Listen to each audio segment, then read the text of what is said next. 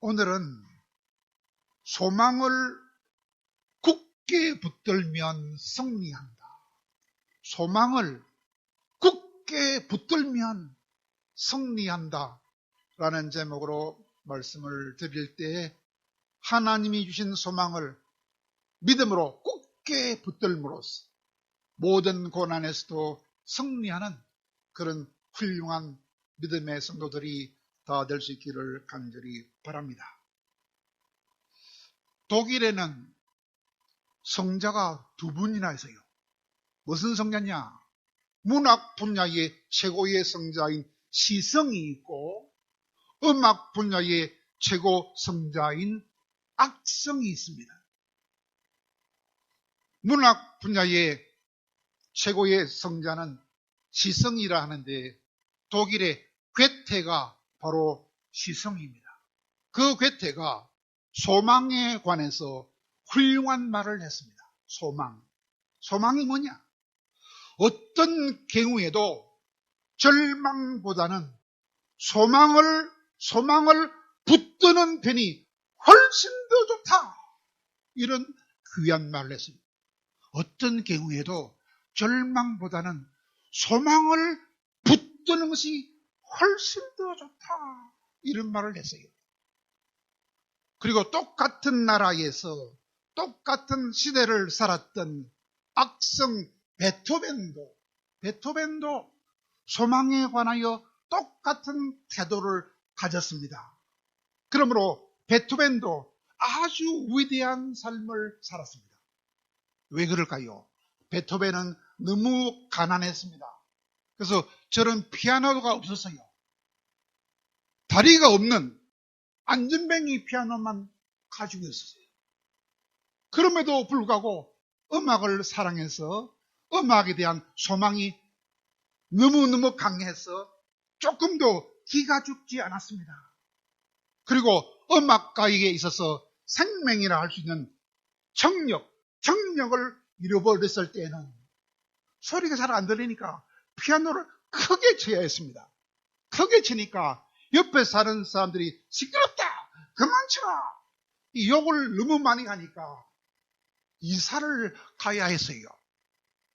독일에서 태어났지만 음악을 위하여 오스트리아 빈으로 이사를 갔는데 그 빈이라는 그 도시 안에서 이사를 몇 번 다녔느냐? 장장 39번이나 이사를 다녀야 했어요. 그럼에도 불구하고 그는 음악에 대한 소망을 잃지 않았기 때문에 고전주의에서 낭만주의로 시대의 흐름을 확 뒤바꾸는 그런 혁신적인 열정을 가졌기 때문에 좋은 곡을 너무 많이 작곡해가지고 음악에 있어서 최고의 성자라고 하는 악성이 되었던 것입니다. 소망을 붙들기 때문에 말입니다. 그래서 소망에 대한 이야기가 이런 이야기도 있습니다. 어떤 사람이 배를 타고 바다를 지나가다가 실수로 가지고 있는 진주라는 보석을 바닷속에 놀잡힌 겁니다. 그래서 배에서 내리자마자 큰 바가지를 구해가지고 바닷물을 실이 퍼내기 시작했어요. 하루도 아니고 이틀도 아니고 3일 동안 계속 퍼내고 있었어요. 그러자 바다 안에 있던 거북이가 나타나가지고 왜 그리 바닷물을 퍼냅니까? 물으니까 내가 진주를 빠뜨려서 진주를 찾으려고요 하니까 그래요. 며칠 동안 바닷물을 퍼내려니까 하니까 며칠은요. 내가 진주를 찾아낼 때까지 계속 풀 것입니다. 그런 말을 하니까 그 말을 듣고 그 열정적인 말, 그 소망의 말을 듣고 거북이가 감탄을 해가지고 그래요 하더니 바닷속에 들어가서 거북이가 진주를 찾아가지고 여기 있습니다. 그 정도로 강한 소망을 가지면 하늘도 도와주고 땅도 도와준다 그 말입니다.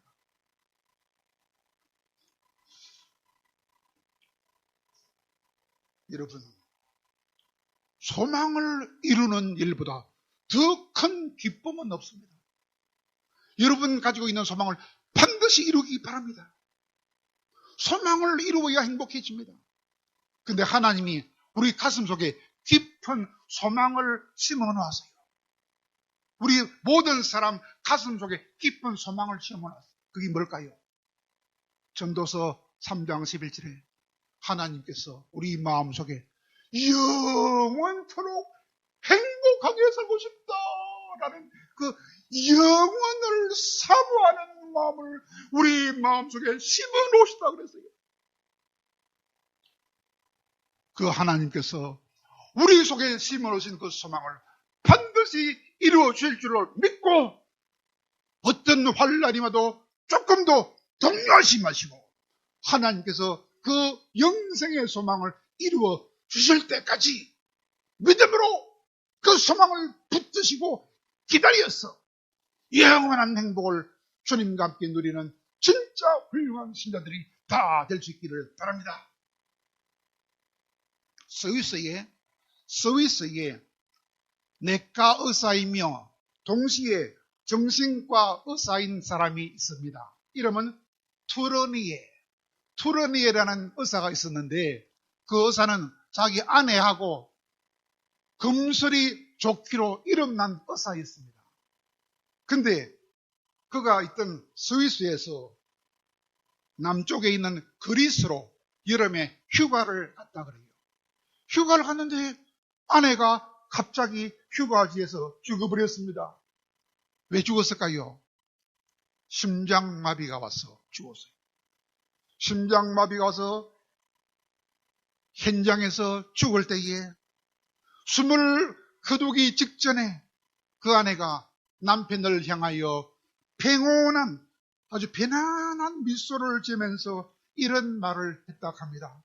여보, 오늘 내가 천국에 도착하면 천국에 먼저 가신 시부모님을 만나면 정말 즐거울 것 같아요. 그런 말을 하더라 그랬어요. 그 말을 듣고 남편이 얼마나 감동을 받았는지 모른다 합니다. 왜? 아내가 마치 기차를 타고 떠나왔던 본국으로 돌아가서 사랑하는 식구들을 다시 만나는 것처럼 그런 기쁜 소망을 가지고 죽음을 기쁘게 맞이하는 그런 긍정적인 그런 소망의 태도를 바라보자. 이야, 예수님도 저렇게 부활을 했나 보다. 예수님에 대한 부활이 믿어지도록 합니다. 그리고 동시에 믿음이 강해져서 죽음에 대한 불안과 염려가 사라지도록 합니다.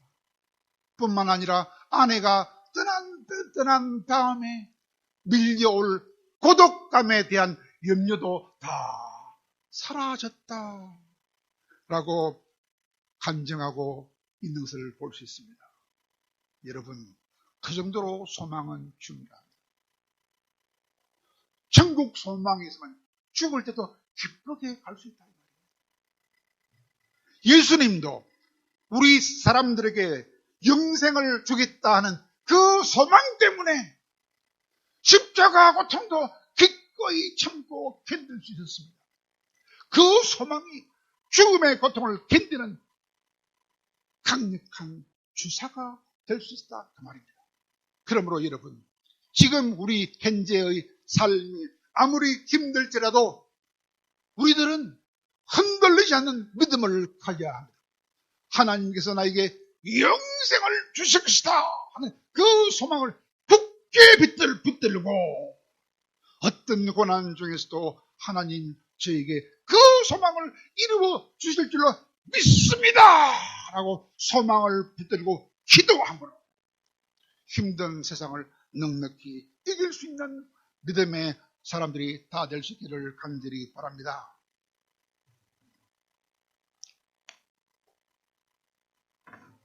오늘 읽은 본문은 바로 그런 사람을 소개하고 있습니다. 누굴까요? 이스라엘의 가장 위대한 왕 다윗 왕에 관한 소개입니다. 다윗이 소망을 붙들므로 죽음의 고비를 이겨냈다. 그 이야기가 오늘 본문의 이야기입니다. 오늘 본문은 다윗의 아들인 압살롬이라는 놈이 아버지의 왕권을 빼앗기 위하여 반란을 일으켰습니다. 그래서 예루살렘 성으로 쳐들어왔습니다. 그때 아버지 다윗이 급하게 그 예루살렘 성을 떠나서 도망을 가야 했습니다. 아들한테 쫓겨서 말입니다. 그런 엄청난 환란을 당했을 때에 다윗이 뭐 했느냐? 흔들리지 않는 믿음을 가지고 간절한 소망을 붙들고 기도했을 때 하나님께서 잃어버렸던 왕권을 다시 회복시켜 주신 이야기가 오늘 본문의 이야기입니다. 오늘 본문을 통하여 우리는 세 가지를 알아보아야 하겠습니다. 첫째는 뭐냐? 다윗이 얼마나 기가 막히고 절박하고 위급한 상황에 있었던가? 얼마나 기가 막히고 절박하고 위급한 상황에 있었기에 소망을 붙들고 기도했을까? 그 상황을 알아보시고, 두 번째는 그런 상황에서 다윗은 기도하되 얼마나 확고한 믿음을 가지고 또 얼마나 간절한 소망을 붙들고 기도했던가, 그것을 알아보시고, 마지막 하나는 그렇게 간절한 소망을 가지고 기도했을 때 과연 그는 어떻게 이길 수 있었느냐, 그 세 가지를 알아보기를 원합니다. 첫째, 뭐라고요? 얼마나 기가 막히고 절망적이고 위급한 상황에서 소망을 갖고 기도했느냐, 그 상황이 어땠느냐, 세 가지를 말할 수 있습니다. 첫째로 다윗의 셋째 아들인 압살롬이라는 놈이 자기 형님인 암논을 죽였습니다. 자기 형님을 죽이면 자기 아버지가 왕의 자리를 자기한테 물려줄 줄 알았어요. 근데 아버지가 안 주는 기라. 왜 안 줍니까? 왕의 자리를 10번째 아들 솔로몬한테 주려고 하는 기라. 그래서 화가 났던 압살롬이 아버지의 왕권을 뺏기 위하여 반란을 일으켰습니다. 그런 엄청난 상황이 벌어졌기 때문에 다윗은 소망을 붙들고 기도하지 않을 수 없었다, 이 말입니다. 뿐만 아니라 그 압살롬이 쳐들어오는데 곧장 하루 만에 쳐들어온 것이 아니고 4년 동안 준비한 다음에 쳐들어왔느냐. 4년 동안 어떻게 했느냐?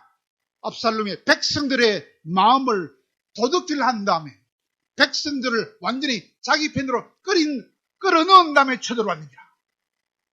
그러니 소망을 붙들고 기도하지 않을 수 없었어요. 왜 4년 동안 준비했을까요? 백성들이 재판을 받기 위하여, 임금을 만나기 위하여 예루살렘 성문에 도착하면 거기서 딱 압살롬이 기다리고 있다가, 야, 우리나라는 재판관이 없다, 내가 대신 재판해 줄거만 하면서 재판을 그들에게 유리하게 해줬어요. 그래서 백성들의 마음을 샀어요. 환심을 샀어요. 그래서 백성들의 마음을 도둑질 해가지고 자기 편으로 백성들을 다 만든 다음에 쳐들어왔는 거야. 그러니까 얼마나 다윗이 당황해가지고 소망을 붙들고 기도하지 않을 수 없었습니다. 또 세 번째는 왜 그럴까요? 쳐들어와가지고 뭐 했느냐? 아버지가 그때 도망을 갔어요. 도망을 가면서 남긴 사람이 있어. 누구를 남겼느냐?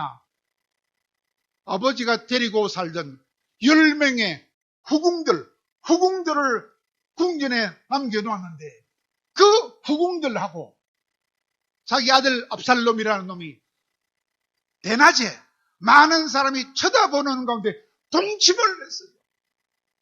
그래가지고 나는 우리 아버지하고 이제 원수가 되었다 하고 선포했어요. 그런 선포한 그 나쁜 놈의 아들놈의 새끼가 아버지를 죽이겠다고 쳐들어오니까 이제는 다윗이 맨발로 도망을 가지 않을 수 없는 그 기가 막히고 위급하고 절박한 상황에 처했기 때문에 하나님 나를 구하여 주실 줄로 믿습니다 라고 소망을 붙들고 기도하지 않을 수 없었던 것입니다.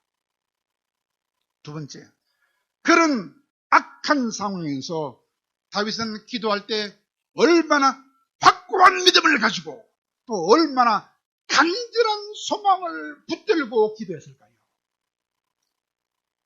그것도 세 가지로 말할 수 있습니다. 어떻게 기도했느냐? 하나님, 하나님의 빛과 하나님의 진리를 나에게 보내주시옵소서. 그리하여 나를 하나님의 성산과 하나님의 장막에 이르게 하여 주시옵소서라고 기도했습니다. 왜 그렇게 기도했을까요? 다윗은 알았기 때문입니다. 다윗은 우리 인간들을 항상 좋은 길로 인도해 주시는 좋은 하나님이라는 사실을 확실히 믿었기 때문에 하나님 나를 다시금 예루살렘 성으로 인도하여서 그 왕의 자리를 다시 되찾게 해 주옵소서 그렇게 기도했던 것입니다. 두 번째 기도는 무엇입니까? 하나님, 제가 하나님의 제단에 나가서 나의 극락의 하나님께 이르러 극락의 하나님께 이르러 수금, 송풍금으로 하나님을 찬양하게 하여 주시옵소서라고 기도했습니다. 왜 그럴까요? 다윗은 알았어요. 뭐를 알았어요? 기쁨 중에서 최고의 기쁨이 바로 하나님이다 라는 걸 알았어요. 그걸 뭐라고 했습니까? 극락의 하나님, 극락, 지극한 즐거움을 주는 하나님. 하나님이 나에게 기쁨을 주되 최고의 기쁨을 주는 분은 하나님밖에 없다라는 것을 알았기 때문에 하나님을 극락의 하나님을 불렀어요. 그 극락의 하나님께 나가서 수금으로 찬양하게 했다 그러죠. 왜 그랬습니까? 다윗은 알았기 때문입니다. 우리가 사는 목적이 뭐냐? 하나님을 찬양하는 것이 인생의 목적이다라는 것을 알았기 때문에 하나님 인생의 목적대로 하나님을 찬양하게 하여 주시옵소서라고 기도했던 것입니다. 마지막 세 번째는 뭘까요? 그런데 그때 다윗도 사람인지라 유혹을 받았어요. 마귀의 유혹을 받았어요. 그때 자기 자신의 영혼이 낙심해 있는 것을 느꼈어요. 여러분도 그렇지 않습니까? 어떨 때 마음이 싹 낙심이 될 때 있어요. 그때 그 유혹을 팍 물리쳤습니다. 팍 물리치고 다시금 믿음과 소망을 새롭게 굳게 만든 다음에 뭐라고 했느냐? 자기 영혼을 보고 위로를 했어요. 내 영혼아, 네가 어찌하여 낙심하느냐? 어찌하여 내 속에서 불안해하느냐? 불안해하지 말아라라고 위로한 다음에 자기 자신의 영혼을 향하여 이렇게 외쳤습니다. 뭐라고 외치느냐? 너는 하나님께 소망을 두어라.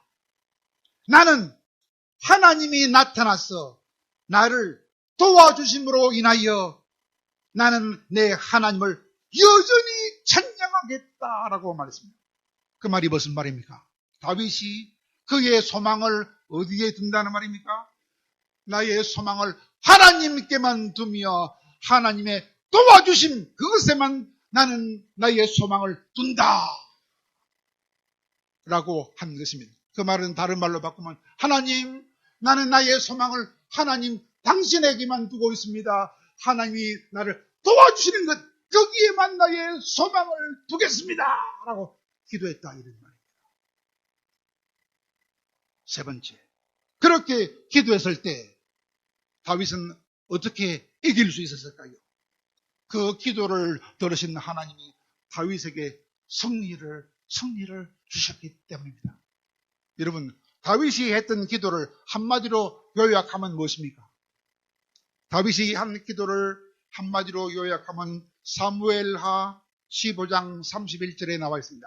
사무엘하사 15장 31절. 뭐라고 기도를 한마디로 요약하느냐. 하나님이시여, 아히도벨의 모략을 어리석게 하여 주옵소서. 아히도벨의 모략을 어리석게 하여 주시옵소서. 이렇게 됐어요. 그 말이 무슨 말입니까? 자기를 죽이려고 하는 아히도벨이라는 그 모사의 그 모략을 헛사가 되게 하여 주시옵소서. 이렇게 됐어요. 그랬더니 하나님이 뭐라고 응답하셨습니까? 그 응답은 또 한마디로 사무엘하 17장 14절에 있습니다. 뭐라고 했느냐? 하나님께서 그 아히도벨이 가지고 있었던 좋은 전략을 파하기로, 부수어버리기로 작정하셨더라. 무슨 말일까요? 하나님은 사람의 마음을 확 움직일 수 있는 분입니다. 어디서 그 말씀이 있지요? 잠언 21장 1절입니다. 보에 갇혀있는 물을 보의 주인이 동서로 마구 바꿀 수 있는 것처럼 하나님은 우리 마음도 이런 마음을 저런 마음으로 확 바꿀 수 있는 분은 하나님밖에 없다 그랬어요. 그 하나님이 아버지를 죽이려고 쳐들어온 압살롬이라는 놈의 마음을 확 바꿔줬다 이 말입니다. 어떻게 바꿨을까요? 모사가 둘이 있는 기라. 아히도벨이라는 모사가 있고 후세라는 모사가 있는데, 압살롬이 만약에 아히도벨의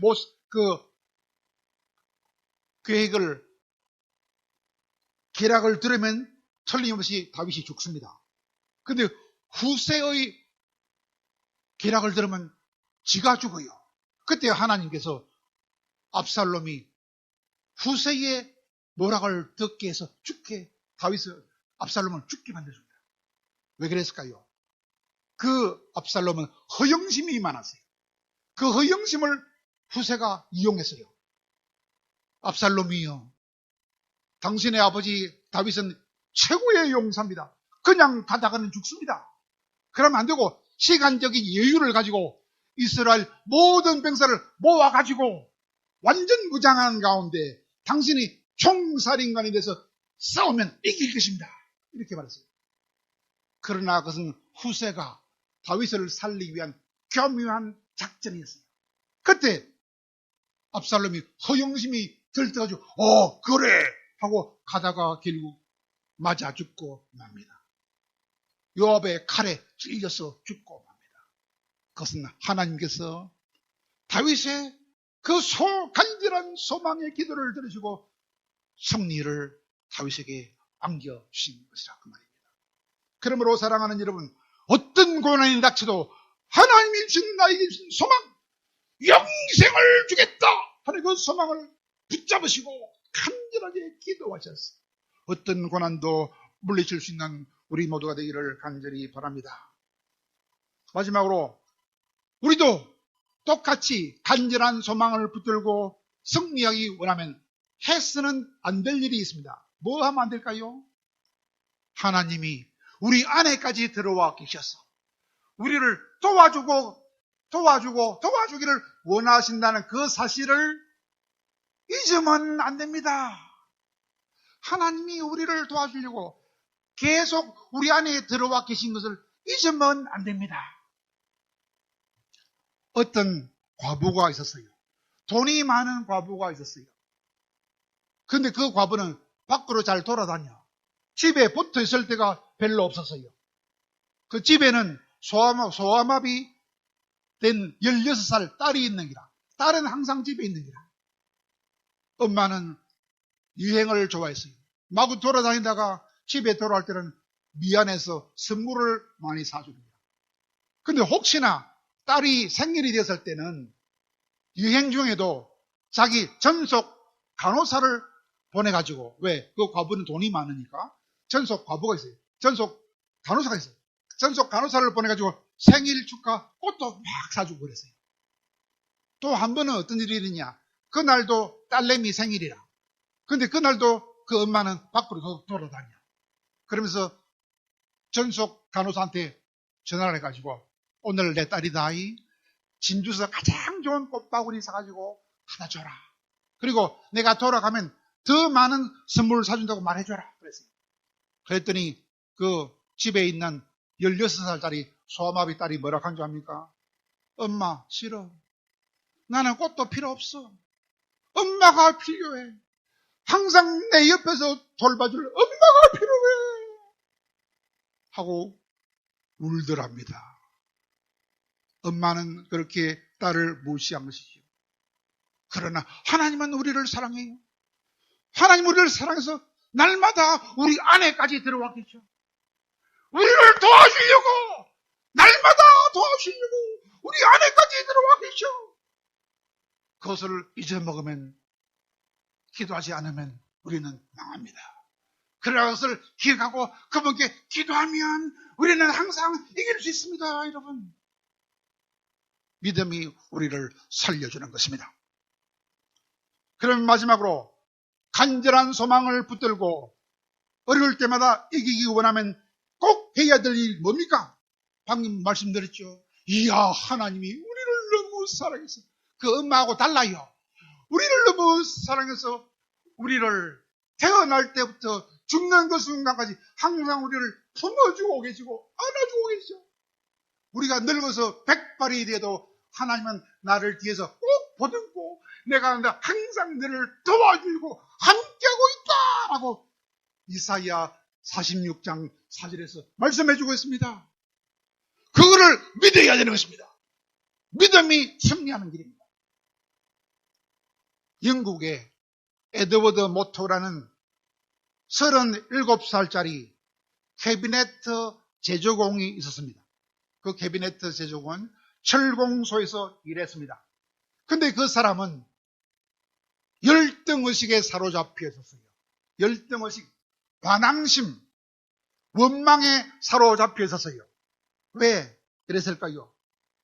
개우, 이런 망치나 두들기면서 살아야 하다니, 우리 부모는 왜 내한테 이런 일밖에 주지 못했을까 하고 부모를 원망하며 불평하며 살았다 합니다. 그러니 그의 인생은 아무런 의미가 없는 인생이었으며, 그의 인생은 즐거움이 없는 인생이었으며, 그의 인생은 희망도 없는 인생이었습니다. 그런데 어느 추운 겨울날 런던 거리를 배회하다가 우연히 길가에 있는 작은 교회에 들어갔더니 마침 그날이 부흥의 날이에요. 부흥의 날. 그때 부흥사 목사님이 요한복음 3장 거듭남에 대하여 설교를 하고 있었더라 그럽니다. 그 설교를 듣고 그가 깨달았어요. 이야, 그렇구나. 나도 영적으로 다시 태어나야 하는구나. 나도 영적으로 다시 태어나야 되겠다라는 강렬한 소원이 마음속에서 솟아오르더랍니다. 그때 성령께서 그를 도와주셨어. 그의 마음의 문을 열고 예수님을 마음속에 나의 영원한 새로운 주인으로 영접하는 일을 하게 되었다고 했습니다. 그래서 그날 그가 거듭났다 그랬어요. 그 거듭난 기쁨을 일기장에다가 이렇게 기록을 했다고 합니다. 나의 망치는 이제 노래하기 시작했다. 망치를 칠 때마다 이는 즐겁다 소리죠. 이제 내 망치는 춤을 추기 시작했다. 망치 칠 전에는 괴롭더니 이제 춤을 추기 시작했다. 뿐만 아니라 이제 나는 행복한 철공이 되었다. 나는 소망을 가진 철공이 되었다 하면서 그렇게 살다 보니까 그의 삶이 날마다 더 풍성한 삶을 살게 됐다고 했습니다. 그러다가 그는 소원이 있었어요. 내가 이 철공소 주인이 되고 싶다. 그런 소망을 가지고 열심히 일을 했더니 그 다음에 그 소망이 이루어졌다 그래요. 그리고 더 열심히 일을 해서 사업까지 했더니 55살이 되자 큰 재벌이 되었다 합니다. 그래서 37살 때 자기를 거듭나게 해주신 그 하나님이 너무 고마웠어. 그 이후로 받았던 은혜가 너무 많았어. 은혜를 10,000분의 1이라도 갚고 싶어서 내가 무엇을 할까 생각하다가 귀중한 예배당을 지어드려야지 하고 귀중한 예배를 혼자 힘으로 다 지어드리고 마지막 그날 그 예배당을 봉헌하는 날, 봉헌에 드리던 그날, 그때 깊이 생각했다 했습니다. 이야, 인생의 참 소망이 무엇일까? 인생의 참 소망이 무엇일까 생각하다가 깨닫고 자기 신앙을 고백하는 시를 하나 썼는데 그 시가 바로 아까 우리가 불렀던 이 몸의 소망 무언가라는 찬송가 488장이라 합니다. 이 몸의 소망 무언가 우리 주 예수뿐일세 우리 주 예수 밖에는 믿으리 주 없도다 주 나의 반석 있으니 그 위에 내가 서리라 그 위에 내가 서리라. 무슨 뜻입니까? 예수님만이 나의 소망이며 예수님만이 나의 생명이며 예수님만이 나의 전부라는 것입니다. 그러므로 사랑하는 여러분, 우리 삶 속에 어떤 고난이 와도 우리를 도와주시려고 우리 안에까지 들어오셔서 항상 우리를 도와주시려고 기다리고 계시는 그 하나님께 믿음과 간절한 소망으로 기도만 하면 반드시 도와주시는 그 하나님께 어떤 고난 중에도 간절하게 소망을 붙들고 기도함으로써 모든 고난을 물리치고 넉넉히 승리해서 하나님이 우리 안에 심어놓으신 산 소망, 영생의 소망을 영원히 누리는 복된 우리 모든 전원교회 성도들이 다 될 수 있기를 간절히 바랍니다. 아멘.